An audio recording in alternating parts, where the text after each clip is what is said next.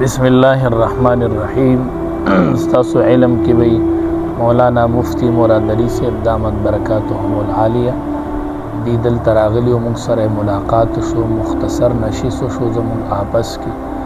الحمدلله دی د دارالعلوم کراچۍ نه فراغت شوی دی او عصري تعلیم باندې خو عبور لري، خډیر تعلیمي دی او مفتی کورس هم کړی دی. الحمدلله د دوی پیج دی، ټیم په ټیم دوی باغې باندې مسائل بیانې، خصوصا چې کوم د یونیورسټو طلبا دي هغوی ته ټیم په ټیم سوالات مخې ته راځي او ډېر مشکل سره یې سامنا کېږي. نو خصوصا د یونیورسټو چې کوم سټوډنټان دي، طلبا دي، د هغوی دپاره هم ډېر ضروري دي، ډېر فایدهمند دي، د عوامو دپاره ټولو دپاره فایدهمند دي.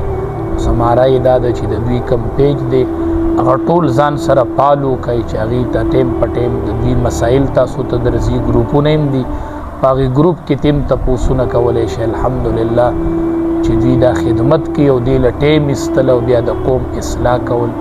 ټولو ته زما دا یو درخواست دی چې د دوی دا پیج فالو کوي.